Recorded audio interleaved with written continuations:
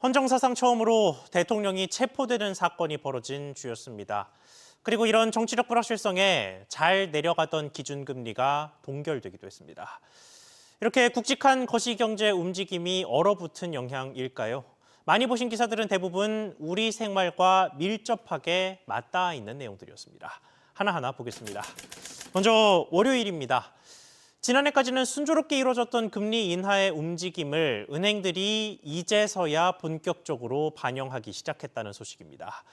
금리가 내려간 건 몇 달이나 지났지만 가계부채 관리라는 명분 속에 은행들은 높은 대출 금리를 유지해 왔는데 이 방향이 바뀌면서 대출 받으시는 분들 부담이 조금은 줄어들게 됐습니다. 기사 보고 오시겠습니다.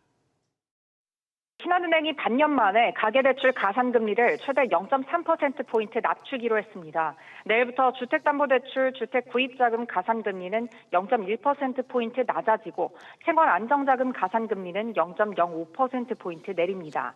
또 전세자금대출, 주택금융공사 전세대출 가산금리는 0.2%포인트, 서울보증보험 전세대출 가산금리는 0.3%포인트 낮아집니다. 예컨대 전세자금 3억 원을 금리 4.5%에 2년 만기 일시 상환으로 빌린다면 매달 112만 5천 원씩 내야 했던 이자를 이젠 105만 원만 내면 됩니다.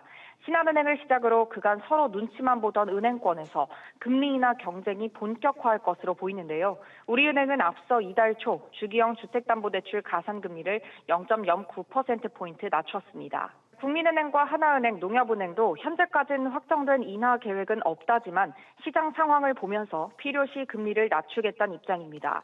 은행권은 예대 금리차가 커지면서 어려운 시기에 은행들이 이자 장사에 몰두한다는 거센 비판을 받고 있는 상황인데요. 그간 명분으로 내세우던 가계대출 총량 관리 압박도 연초가 되면서 더는 유효하지 않게 된 데다 이달 들어 현재까지 5대 은행 가계대출 잔액도 감소 추세라 높은 가산금리를 유지할 명분이 없는 상황입니다. 또 연초 본격적인 영업활동을 시작해야 하는 상황에서 실적 방어를 위해서라도 당분간 금리 인하 경제는 가열될 것으로 보입니다. SBS 위즈 류선우입니다. 다만 이미 높은 대출금리 상황 속에서 예금금리는 충실하게 시장금리 하락을 실시간으로 반영해왔던 터라 연말 은행들의 이익은 더 커졌을 것으로 보입니다.